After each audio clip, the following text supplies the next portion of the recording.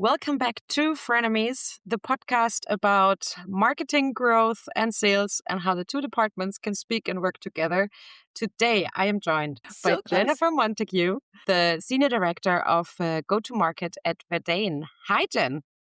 Hi, Julia. How are you? I'm really well, thanks. How about We did yourself? it. Very well. I'm so happy to finally speak to you. I think our paths have crossed so many times over the years, and we met years ago, didn't we? At a Yes. networking event. Yes, we did. So it's so nice to get to talk to you again. Yeah, likewise. I'm so excited to have you on. And to lead into this, I have seen you speak at various events, and one of them, of course, in your current role.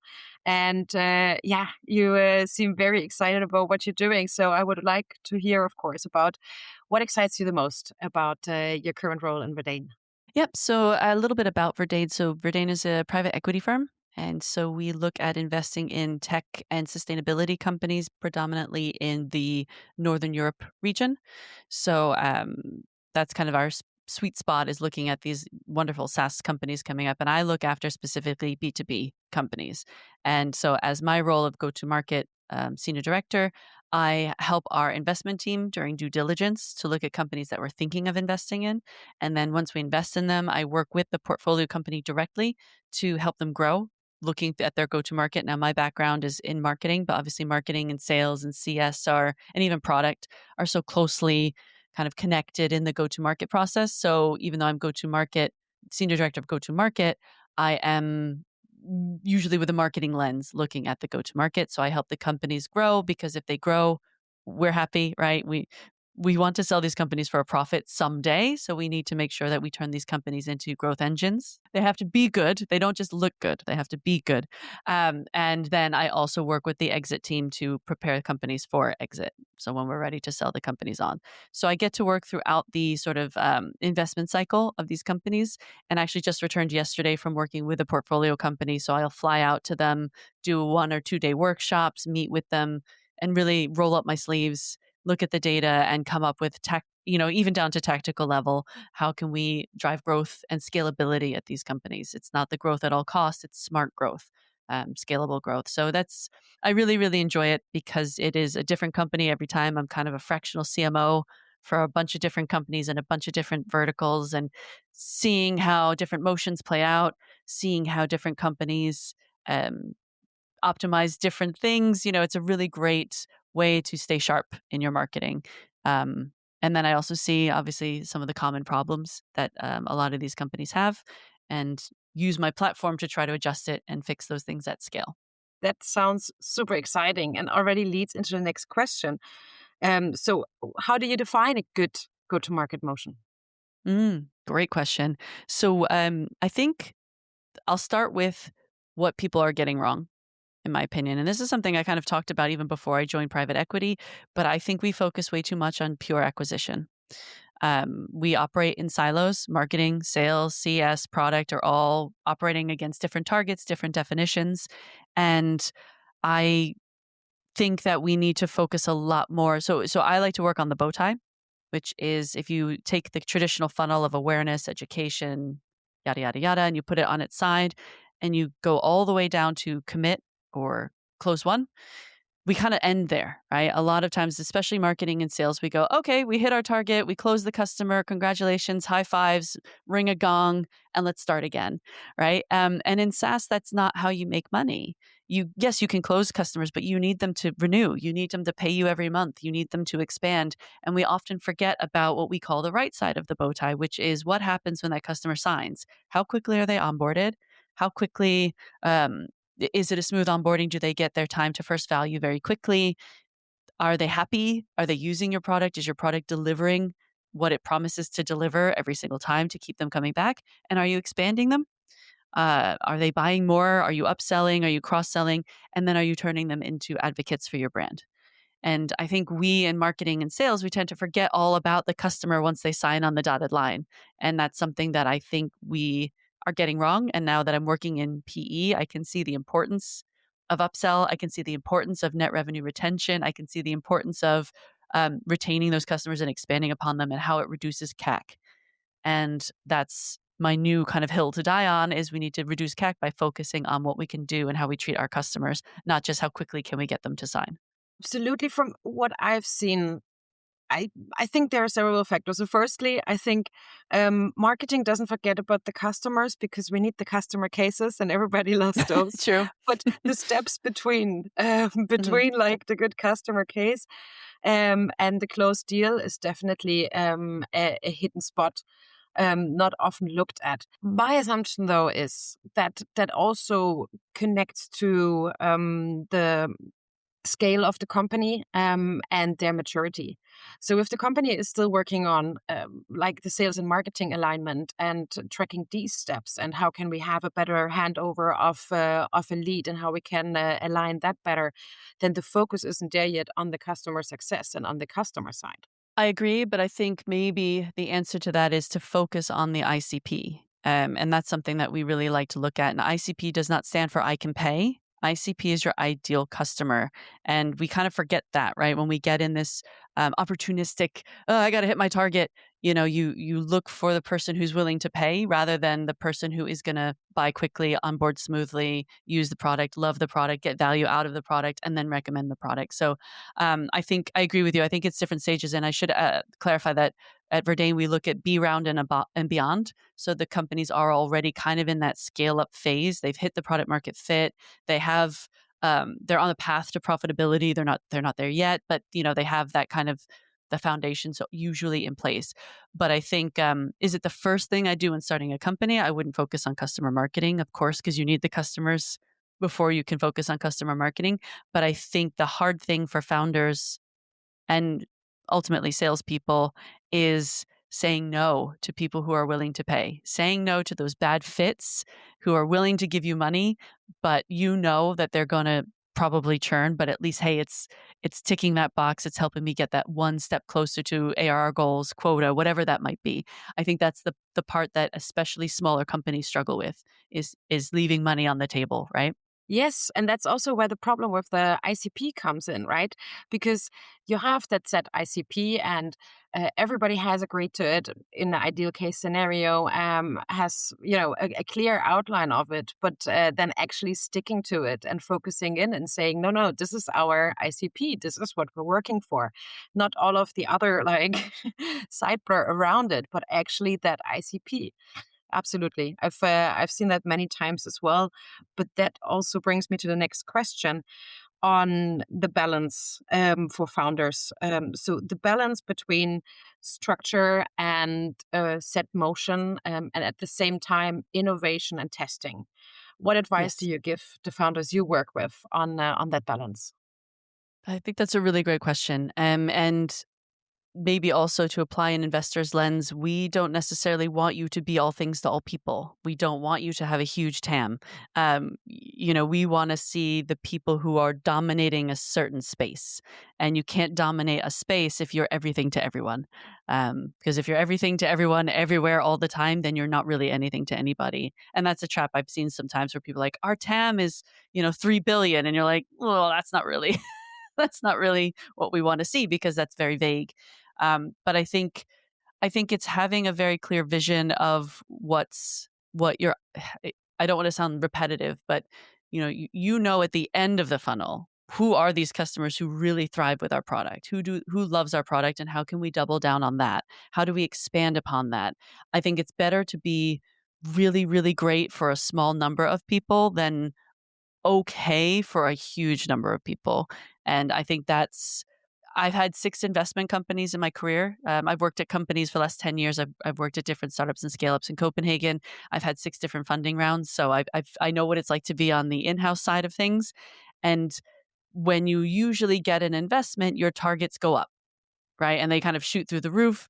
And so it's like anyone. And I've literally had conversations in other companies where they say they don't have to be good leads, but we have to show good traction.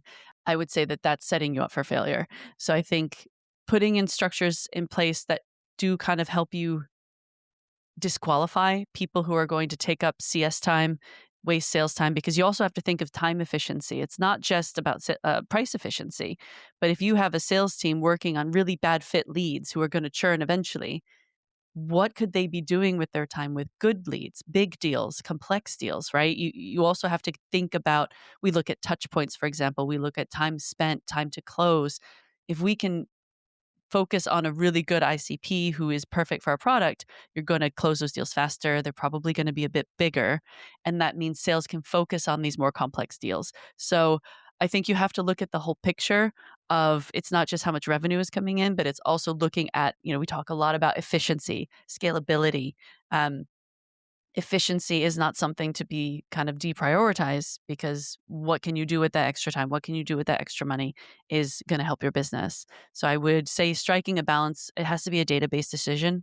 Maybe I'm going off into another sort of topic, but a lot of times I just spoke at Growthphoria in Copenhagen last week, where I talked about the HIPPO.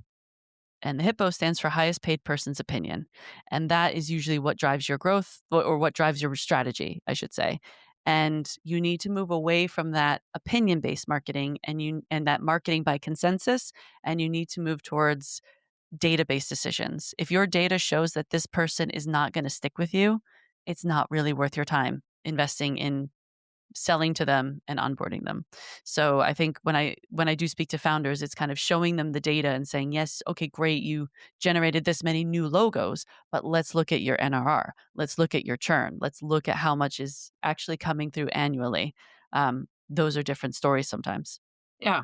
And I mean, now you also sit at a different side of the table, but how do you see founders reacting to that? I mean, you can't discuss with data. That is the absolute brilliant part of how you're leading into this. But still, You how are they shouldn't reacting? dispute data. I should Yes. say.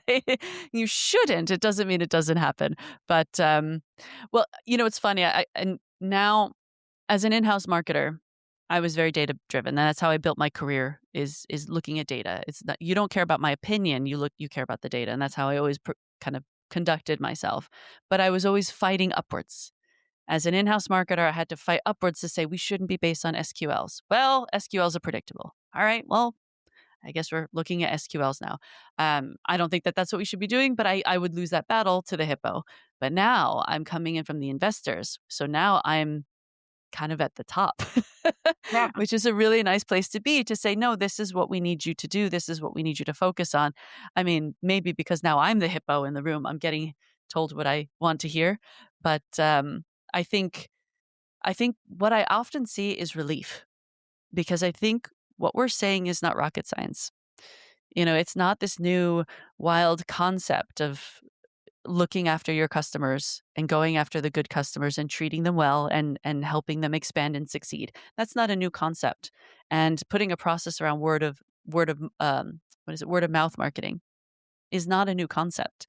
But there's so much pressure. I think we're kind of still having a little bit of shell shock and maybe a bit of PTSD from the growth at all costs era, when there was tons of money going around and we didn't really care what you did with it. We just wanted to see the hockey stick, right? We wanted to see the hockey stick. And now we're in an era where we don't want to see a hockey stick. We want to see linear growth. We want to see scalable growth, predictable growth. It doesn't have to be overnight. It just needs to be steady and stable. And when we explain that to founders, I think it's a shift in mindset of like, oh, do you mean I can do the thing that makes sense now? And it's like, yes, that's what we want. We want you to do the thing that makes sense. So I think once you have the data to show it, and then you tell people, this is what we want from you, and it's okay if growth slows, if retention increases, if expansion increases, because that's going to have a bigger impact on your CAC, a positive impact on your CAC. And that's what we really want to see: efficiency. Are you using the money we're giving you wisely? So that's kind of the message that we try to give. And usually with data, it's well received, and it gives a little bit of pause of, okay, we can do things the right way now. That absolutely makes sense, but I think there is something in that from a more like, say, it's a marketing perspective that feels counterintuitive. So Okay. I think that's why many companies still go for it, right? Because you would just think that higher quantity also comes with like a higher quantity in the end, comes with more revenue and comes with Hmm. more growth. And in that, more security, even though, of course, actually focusing in on what works and what actually drives long-term growth and revenue. And as you say, predictability is what makes sense and should be Hmm. the logical step. But Yeah. as so often, like just doing more, delivering more feels like it's gonna pay out more in yeah, one Yes. shape or form. And I've worked in places where, it was literally down to an art. Like if sales made 100 calls, we know that 2% of them will convert. So if we have them make 200 calls, that's doubled the amount of conversions. But the reality is it doesn't really work like that, right? In a if you have a sales-led organization, the only way you can scale is by hiring more salespeople, and then you have to ramp them up. Some are going to overperform, some are going to underperform. You're going to have the superstars. That's not predictability. Um, but this is how it's always been done. This isn't sales' fault. This isn't marketing's fault. This is how we've all been trained. This is how our founders have been kind of raised in this world of go, go, go, go, go, grow, grow, grow, new logos, new logos, new logos. And I think that's where we're trying, at least I'm trying to use my platform. And I know something that Verdane is very strong on is let's be smart. We want smart growth. We want, like, it doesn't have to be hockey stick anymore. It has to be, we used to see these P&L charts and spikes, and high revenue, low revenue, high revenue, low revenue. Oh, this is probably where they launched a campaign, and this is probably where Black Friday happened. You could see on a map when the efforts went out, which is exhausting. Speaking as a marketer, and I'm sure for sales, it's exhausting to have these big, big highs and these really small lows or really low lows. And so, we want that predictability and that scalability. And for our point of view, we'd rather you be smaller and dominate than be really big and okay.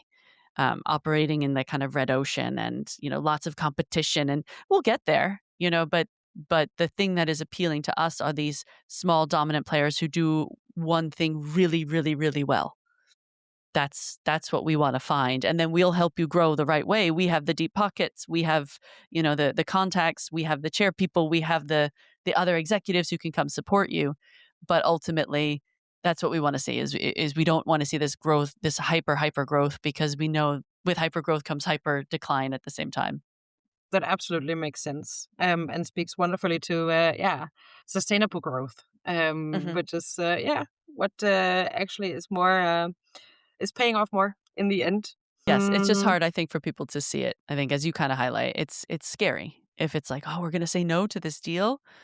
Well, yes, you're going to say no because it's going to take up marketing spend, it's going to take up sales time, it's going to take up CS time, and then your CAC is going up. Remember, every time a human being touches that deal, your CAC is going up and up and up and up and up. And if that customer doesn't stay long enough to get a return on that acquisition cost, you've lost money. So also understanding your CAC and understanding your LTV to payback ratio is super important. I think a lot of people don't actually know that. And I've worked in companies where it took 6 weeks to get the CAC calculation. Not good enough. These are things that we should be looking at as well. Is this a good investment of time and human resources and money? so my next question is what the biggest lessons learned are that you have on building sustainable go-to-market functions and strategies driving growth at B2B companies. And I would just assume that starting with the CAC is one of them. CAC is a big one. I think we have some foundational things that we see where it doesn't matter on the industry, the size, but there's certain foundations that need to be in place. And one is a strong CRM system with CRM discipline, right? Because unless you have the data, you can't calculate the CAC. And we've seen companies where sales enter the leads that they sourced in like an Excel spreadsheet, and that's their CRM. Not good enough. We see where all kinds of people have different labels for different things, and you can't aggregate the data. So one of the first things we actually do is we try to get that data in order, try to get your HubSpot or whatever platform you're using, but just making sure it's set up with the right metrics to measure the right things, to track lead source so we know where these leads are coming from. But we also really like looking at multi-touch attribution and looking at influence because we want the data to reflect the buyer journey. And we want to look at full bow tie metrics. So we do want to look at customer time to value, how quickly are they being onboarded, are they using the product? That one's a little hard to integrate into things like HubSpot, but having a health score to know if the customers are actually using your product is a great indicator of whether or not they're going to be paying you next month. And then also looking at upselling triggers and things like that. So the foundation is data, and then of course your ICP, having an agreed upon ICP that everyone agrees on. And when I say everyone, it's not just marketing and sales, but who is the ideal customer that CS want to talk to, who is product building for. All of these things should be taken into consideration. That's another foundation. And then based on that, what is your value prop? What is your key differentiator? What is the thing that is going to make people buy you? Why you, why this, why now? Um, Knowing that and making sure everyone in the company knows that. And so I often find one of the easiest fixes in a lot of these problems is getting marketing, sales, and CS in the same room and saying, what is an MQL? What is an SQL? What does a good lead look like? What does a good deal look like to you? It's amazing how we can be in the same building and not actually talk and align on definitions. So do we have that definition alignment? Those are the kind of foundations that we'd like to see first. And then we build from there. Then we can calculate the CAC. Then we can understand if customers are waiting 6 months for your product to be ready, not good enough. If you have to do 40 emails to get a small deal to close, not good enough. So how do we, once we have the data, then we know how to optimize it. Yeah. The biggest lesson is getting the foundations in place. And you kind of assume that when someone gets a B round in funding, they have the things in place, and you'll be surprised a lot of them don't. They have a great product, they have a great team, but maybe they haven't been so disciplined on the CRM system, or they haven't really delivered on a agreed upon ICP. Their ICP is a little fluid depending on, ICP is still I can pay. So we come in and we try to iron these things out, and we try to solidify these things a little bit for them so that they have the strong building blocks to build on. Yeah. No, that's no, it's super insightful and very important, and I'm sure a lot of listeners will yeah, will appreciate hearing that, because these are also the friction points in the day to day of Mhm. pretty much all members of the different teams, right? Like in marketing, when these things don't aren't kind of set in stone, then you struggle, because then it will also always be kind of fluid how the impact you're driving will be looked at or will be measured. If Absolutely. it's not agreed upon, then it can change if the leads you brought in from an event are going to be great leads or from a campaign and so on. So these create also massive friction points in the alignment. 100%. And that's one of the Um, things I think is so great about your podcast is that frenemies, because we've seen it all the time. In marketing, I have been at war with sales. It's exhausting. I've had a chair thrown at me over disagreement over, who sourced a big deal, and it's so stupid. So I think, the hill I would die on is we need to have aligned targets and KPIs, because if we still operate in a world where I'm being measured on SQLs, I can get you 40, 50, 60 SQLs a month. I didn't say they'd be high volume, or excuse me, high revenue, because an inbound deal tends to be smaller than an outbound deal. But if I'm operating on Planet Marketing, I've hit my SQL target. Thank you very much. And then we have the NMFP, not my freaking problem. I hit my SQL target. Here you go, sales. Here's your SQLs. And sales are stuck with bad leads or small deals, and it's amazing to me how everyone can hit their target and the company is still suffering. Marketing can deliver their SQL target, sales can deliver on their closed one. But if that customer isn't getting onboarded, or even if they are onboarded and then they churn, the company's still going to suffer at the end of the day. And I've been in so many situations where it's like, but wait, we're killing it. And sales are doing really well and CS are doing really well. How are we not profitable yet? How are we still struggling? How are we still needing to raise money? And it's because we're not focusing on what's actually driving revenue. We're focusing in our silos, ticking that box saying NMFP, off to you. Now I'm passing the buck to you, sales, and sales go, well, I got to hit my target. Not my freaking problem. Here you go, CS. Good luck. And then if the customer churns, it's CS's fault, right? It's yeah, not my exactly. fault. I did my job. Yeah. And that's Yeah, not how we should be operating. Yeah. absolutely. But how in this, and of course you're not in this situation now, but I imagine you might have been in that situation previously, when like the time issue gets raised. So it gets raised like absolutely valid point. Yeah, yeah, we should get this in writing. But I mean, everything is working fine and the numbers look good. So why should we invest time on leveling these things out and having these conversations? Do we actually all know the definitions of MQL, SQL, and so on, as well as the ICP? How do you deal with that? Well, I think maybe right now it seems like a bad use of your time, but at your next, board report, when they're like, why haven't you hit this revenue target? It would have been a good thing to know, and I think you have to focus everyone on revenue. That has to be the focus. And that doesn't mean new revenue. And that's the clarification that needs to be made. I'm not saying that sales are the heroes of, of the whole company because they're driving new revenue. They're not the only revenue drivers in the company. CS is also a revenue driver. If you have upsell, if you have expansion plays, if you use them for advocates and you get those customer case stories and things like that. So we need to rally around what is going to drive revenue, scalable revenue. We could spend $100,000 to close a big deal, but if that big deal is only paying us 10, the hell did we do it for? Right? Um, Potential. yeah, land and expand. Well, you can't do land and expand if you don't focus on the expand, which so many of us don't do. We call ourselves a land and expand, we close the deal, and then we go, off to you, CS, go expand them someday. And CS are kind of like, what? With probably the least amount of headcount and the least amount of mandate.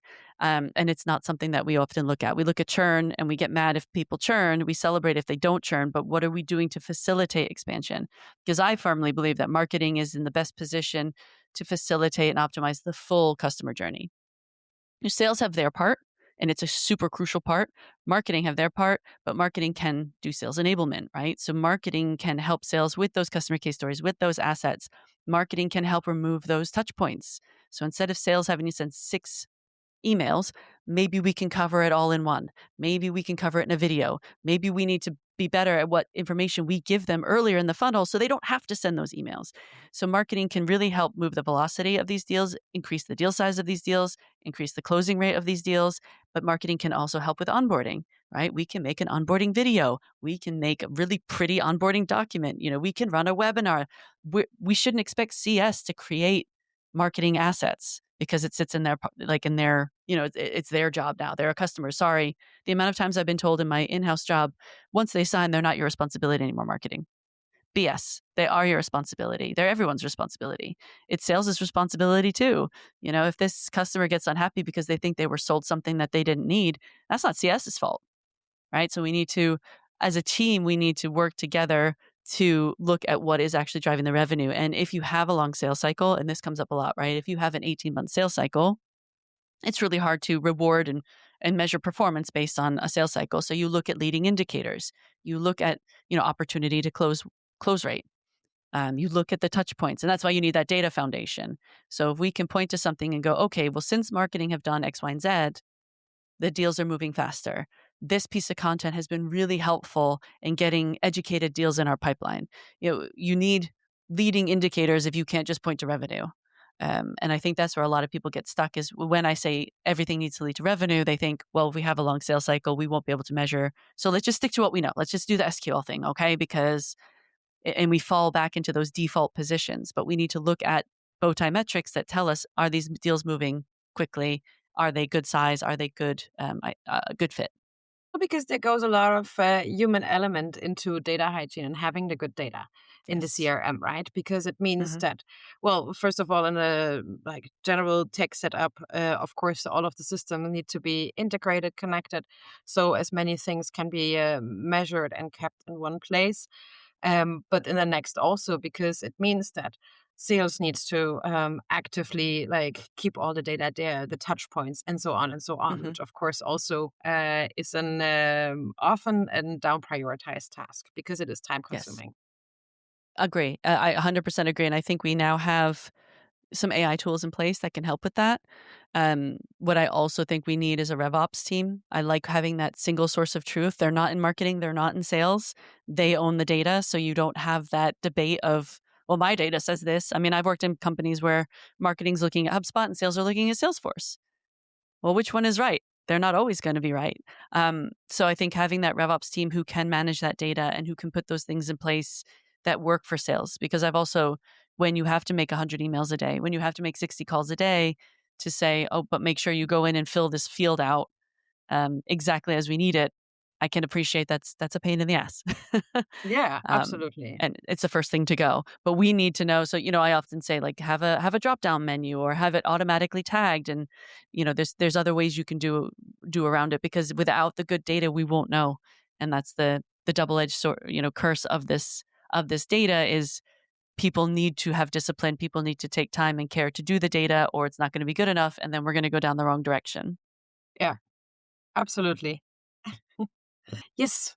Talking more about alignment, and I think you raised some great points in going beyond the sales and marketing angle. So let's just look at overall alignment, including CS, but I think also an instance, of course, product as super valuable. So what are some of the best practices you have seen in truly aligning these departments? Good practice. What I'd like to see is, yes, I think you have to have a strong product marketing function. I think product marketing is the most misunderstood and undervalued position within the marketing function and the GTM function, because that is the glue that holds together at least product and the go to market. So understanding what we're building and why, it's amazing to me how people build things that they think are cool, and then they're like, okay, let's take this to market and see what people think. It shouldn't be like that. You should be building for a problem that is out there, right? That's knowing your ICP super well and knowing their problems and being able to address those problems. And I think product marketing is a really good place to do that. So I think that's a really important sort of linchpin in sort of keeping together marketing, sales, and product NCS is having a good product marketer who knows the competitive landscape, who knows what the market is asking for, taking feedback from sales. Because the other thing with marketing is we're rarely on the front lines, right? We're not, and that's why sales kind of hate us sometimes, because we're not getting the rejections. We're not getting the phones hung up on us or the name calling and stuff like that. They are. I worked in telemarketing, so I'm a little bit used to that in college. But we're not on the front lines like they are. So we need a feedback loop of understanding what they're seeing and but it has to be in a constructive way. Instead of saying these leads suck, let's have this set up, and CS as well. What are features that people are loving? What are they hating? What do they wish they had known? So the way I've seen it work really well is to have a cross-functional task force per motion. So that's something that I've worked in myself, where you have a sort of SMB task force where you have a representative from marketing, sales, product, even engineering, RevOps for these different motions. So okay, what's working for these small businesses and how do we optimize for that motion? Small, medium, quick turnaround, low touch, low revenue, but still very important. Then you have the mid-market, which I think is the most nebulous of all motions, but understanding, marketing, sales, how do we work together on these one-to-many accounts? And then an enterprise motion. So if these are your motions, having a cross-functional team looking at them and kind of feeding in with how we can address it, I think is super crucial to getting that alignment. And if I can give an example of one company I worked at, I was in charge of the PLG task force. And that was sales had a problem, which was we don't offer a free trial. We don't offer a PLG. All of our competitors do. What do we do about it? Now, traditionally, that would be, hey, marketing, go make a free trial, right? And then sales are like, what the hell is this? And product are like, why did you do that? And CS are like, is there a reason we have 60 tickets coming in from non-paying customers? And it's a bit of a shit show. So we had one representative from all the teams in this PLG task force to build something that worked for everyone. None of us got 100% of what we wanted, but we all got something we could work with. And we went from idea to launch in 5 weeks. Was it perfect? No, but we got something out the door. We started collecting data, and that as a team got us talking more and more. We would meet usually biweekly, and then we kind of made it, if something was launching sooner, we made it more frequent, or we would, extend it. But we'd always look at the data. We'd say, and CS, how are you doing with these tickets? Because people who aren't paying are going to be asking you questions. How can marketing help? What can we put in the help center? What can we put in content? So that was a really great example of a cross-functional group coming together to optimize and to align on a specific kind of initiative that drove revenue. It's wonderful. So is that a concept that you have tried since and rolled out at a variety of companies? It's one I've tried to roll out.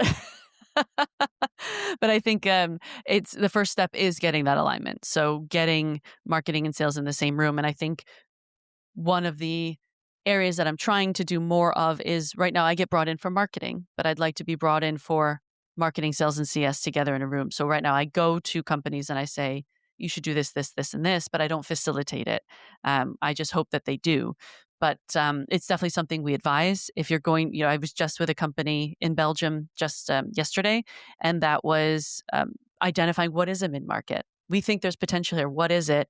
And then now that we've identified it, let's get together with sales and product and see how NCS and make sure we can remove the different touch points, create different features based on what we think this market needs, because we see the most scalability potential in that. So I advise people to do it, but I think one of the if you want to say downside of being in a more consultant role is you hand the data over and you step back and you hope that they activate the ideas that you give them.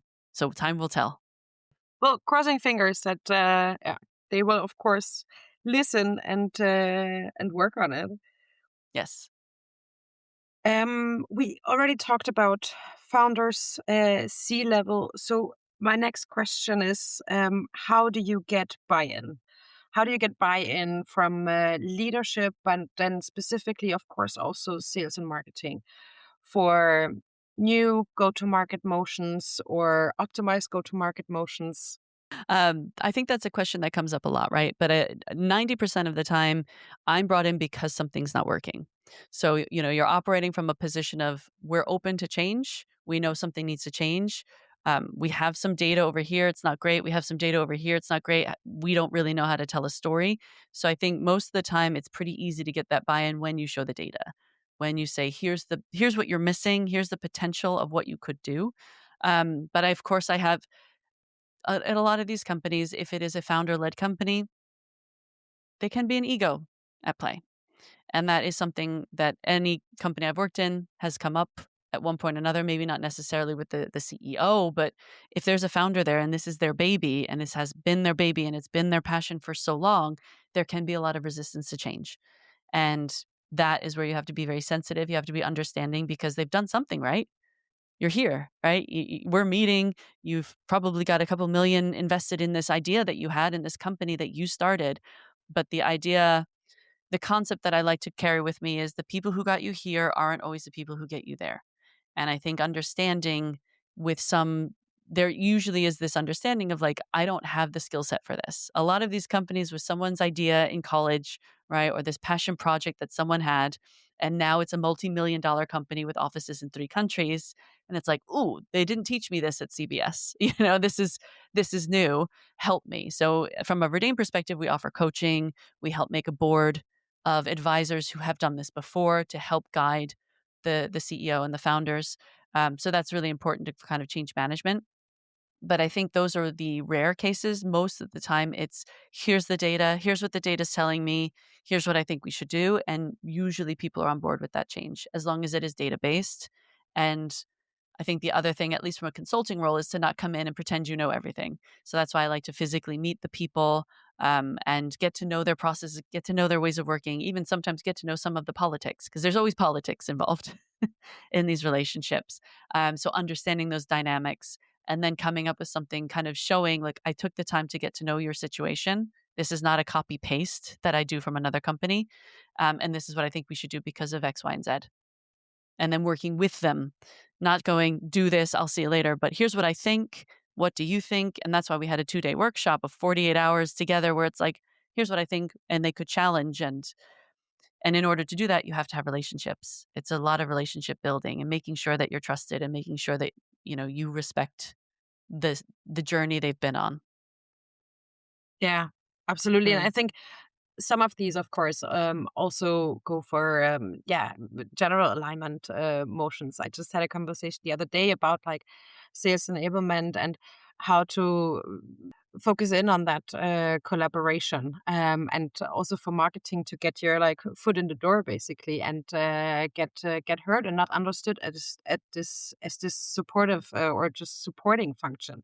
Of course, a lot of the things we're doing are supporting sales, but there's more to it and there's more ownership to it. So Yes. I also make clear this is this is always a starting point, right? It's a two-way street. Yes. Otherwise, it's not gonna happen, and it's not gonna lead to alignment if it's seen as a one-way street or just as a handover or just as that. Then there's always gonna be friction points that stop the alignment and the actual collaboration. Absolutely. And I think that really raises a great point as well. If it's marketing trying to drive change, marketing needs to have the kind of brand equity internally to make these changes, because so often we're the fluffy people and we sit over here in planet marketing and who are we to tell you what to do.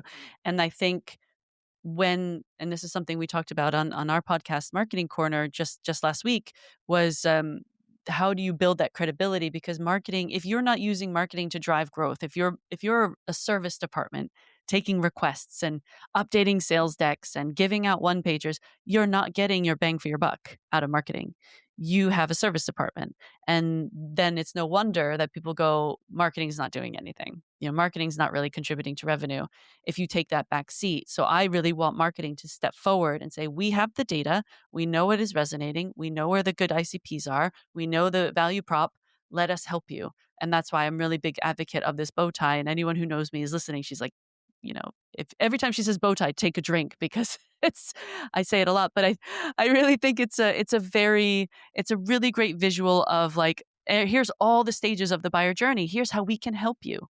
Let us help you. We can make you a video. Don't email the same bloody email 67 times a day. Let's make a video that we put up on our website and people get it without coming to you. Like, there's so many things we can do, but people don't understand the power of marketing.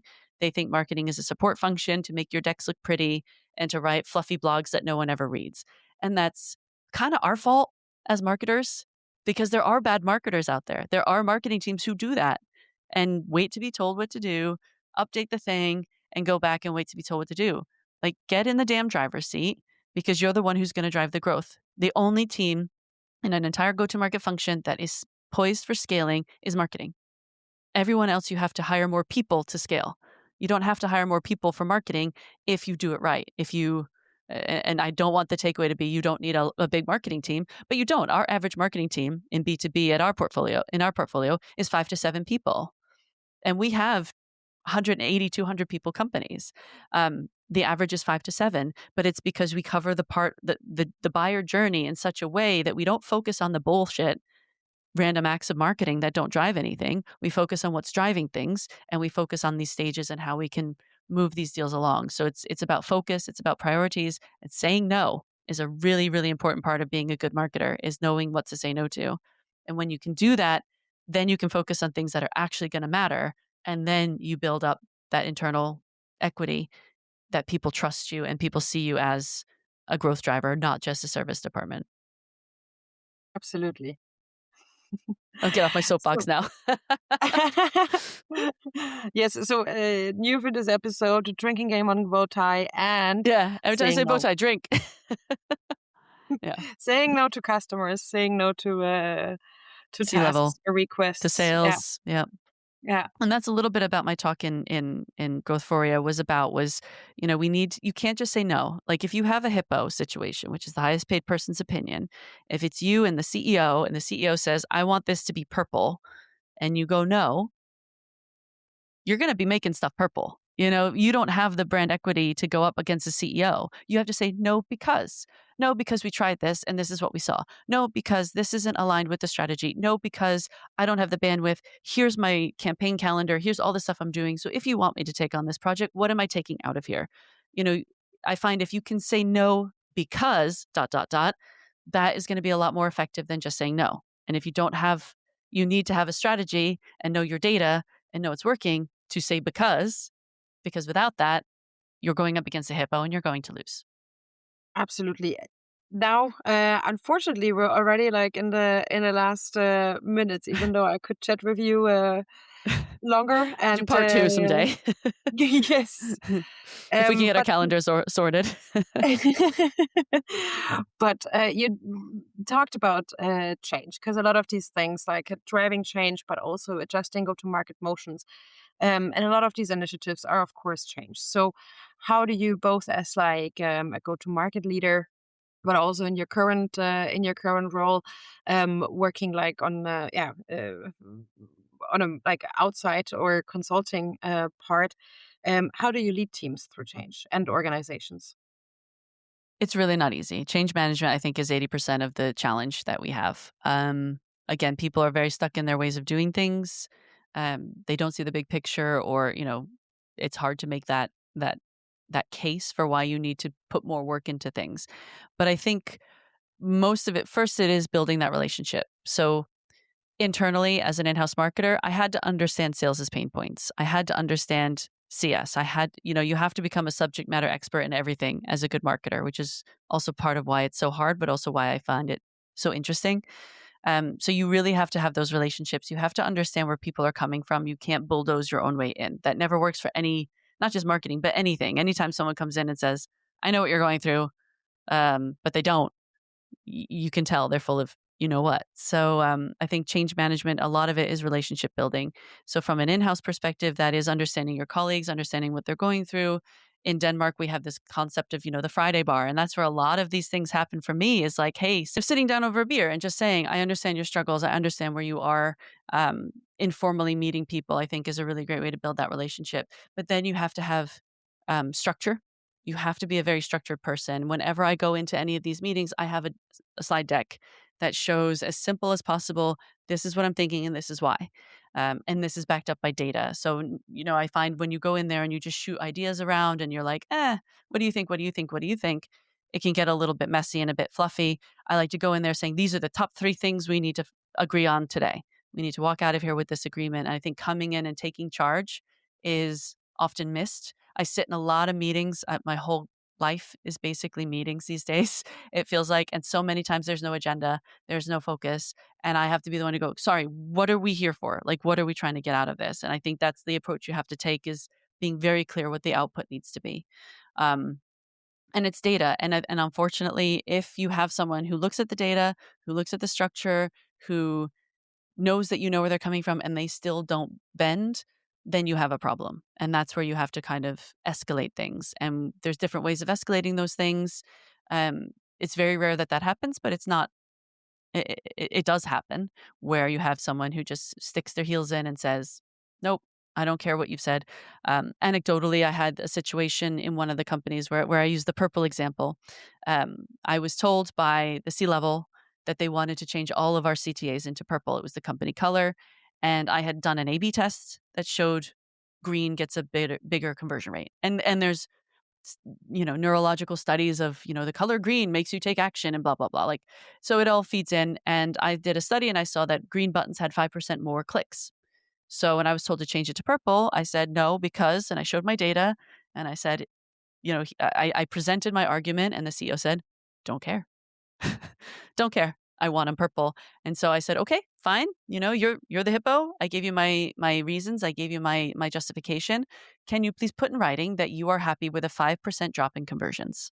Because that's probably what we're going to see. And he did.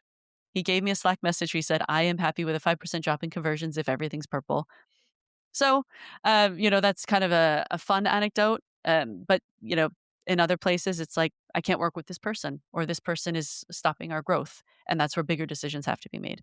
So I think if you lay the foundation 90% of the time, maybe 99% of the time, you can get where you need to be. But there is going to be that 1% where a big decision has to be made. And if that decision is that person goes, or that decision could be you have to go, then that's what you have to do.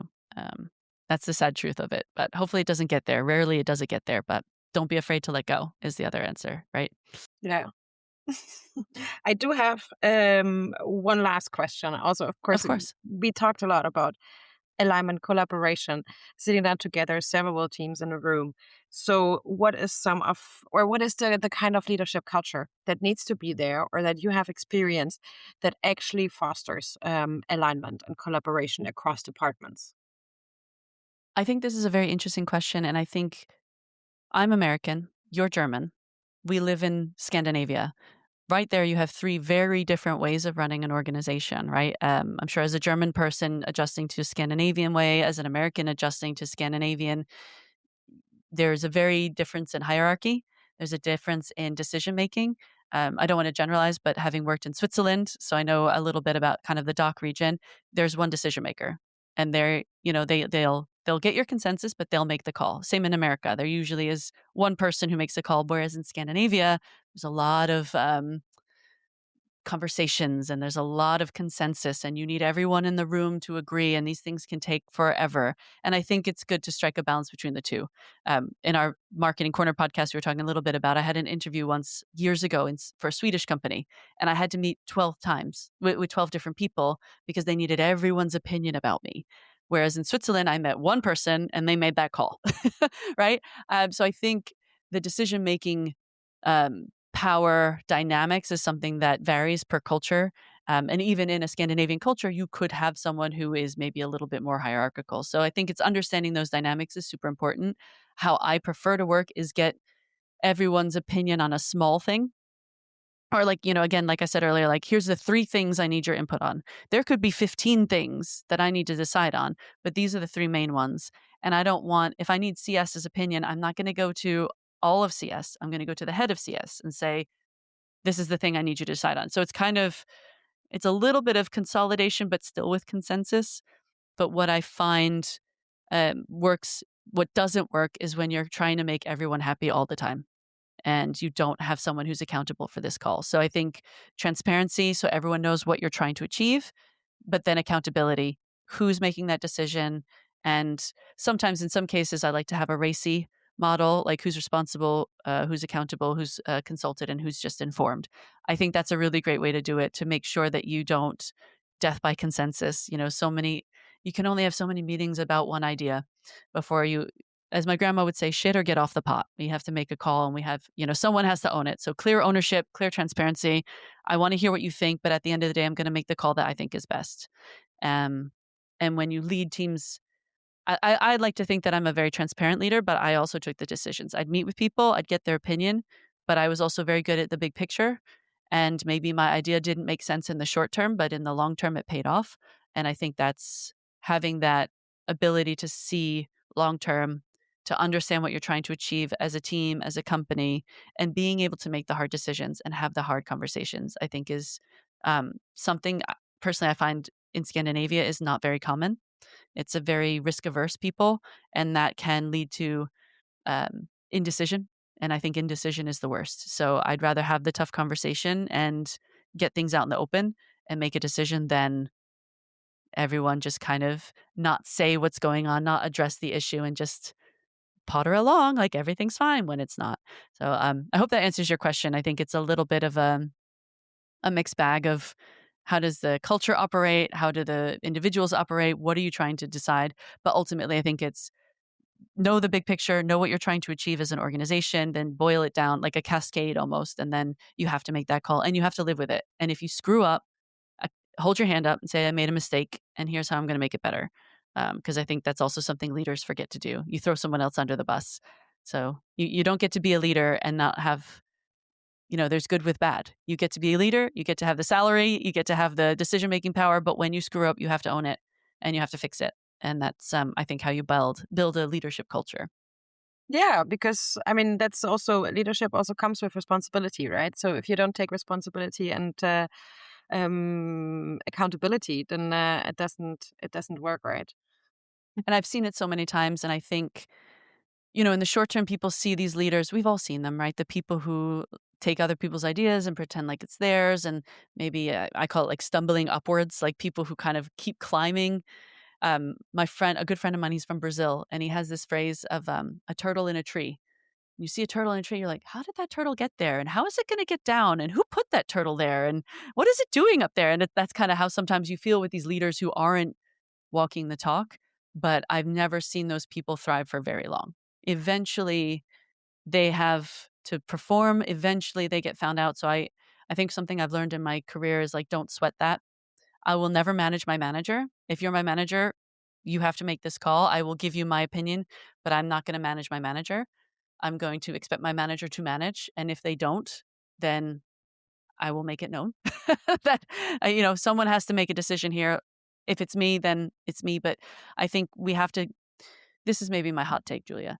But I think so often we don't, we don't, I don't want to use the word punish. That's not the right word, but we reward bad behavior. Because I think, especially in Scandinavia, having those conversations, having those difficult conversations are things that people don't like doing. So that turtle stays in that tree a really, really long time. And no one really knows how that turtle got there. And it's messing it up for everyone else. No one else can get up to the tree because the turtle's in the tree. And I think you really have to ask the hard questions of how do we get that turtle out of that tree? Because it's really, really stopping our growth. It's stopping our progress. And I find that most of the time, if you know what you're talking about and you stick to your guns and you stick to your values and you stick to your own personal conviction, those things sort themselves out. It's a little bit of a ramble and turtles and trees and stuff, but I hope it came across what I'm trying to say. It definitely did for me, and also just on the cultural aspect, that is something I really love. I originally studied international cultural business studies, so I Okay. have worked with that, thought about that for quite a long time, both in like my day to day work in like regional campaigns and localizing marketing, messaging, storytelling, and so on, but also of course in working across cultures. So I think one aspect is, of course, as you pointed out, how different individuals with different backgrounds work, what hierarchies they're used to, and so on. I think another element, though, is of course also the company culture. So Yes. is the company used to has a more international culture, or is it a very like Scandinavian culture and so on? Is another big factor in how decisions are made and how the general company culture or like decision making is across departments. Yeah, I totally agree with you. I totally agree with you, and I think it's, a lot of the companies that we see are very regional specific, I will say. They're not hugely international. One of the companies I was just in, though, however, has a team in Boston and a team in Belgium. And those are two very different cultures, two different styles of operating colliding in a good way in this case, but you could definitely see the dynamics in the room with the Americans and the Europeans. And that came up a lot. Like in Europe, we do things this way. In America, we do things this way. And it was interesting as an American who's lived in Europe for the last 20 plus years to sit in the middle and go, that's okay, that's how things are done, and kind of mediate those conversations. It wasn't intense or anything like that, but it's understanding the cultures that come into play, but also the business culture. And I think if you also operate a culture of fear or um, not encouraging people to speak up, not encouraging people to question things, and that's one thing I think Scandinavia is very good at, is enabling people to speak up and ask questions. A lot of companies I worked in, you have an AMA, you have a town hall, you have a space where anyone can ask the CEO why he made that decision, and he has to answer. And I've never really seen it been taken badly. It's encouraged here. Whereas maybe in other companies, in other cultures, maybe that's not encouraged. So also empowering your staff to come with ideas is super important, because if you operate this culture of like, I'm the decision maker and everyone else just do what I say, then you're never going to get the new ideas and the new approaches that your competitors are probably doing right now. Absolutely. Yeah, I think that's another big factor in company culture, curiosity, and it's Mm, obviously stated in a lot of companies. But I mean, if staff, no matter what kind of department, is allowed to ask questions and be curious, both about what is company mission, what is currently priority, but also about decisions. It creates a healthier environment where you can actually thrive because then knowledge and information is shared. yeah, absolutely. Yeah, totally agree. Wonderful. Thank you so much for joining. And shout out to your podcast, Marketing Corner. Yay! Yay! Plug, plug, plug, plug. Yes. Yes. It's, yeah, it's, Casper Rauchman and I have been doing it for 5 years now.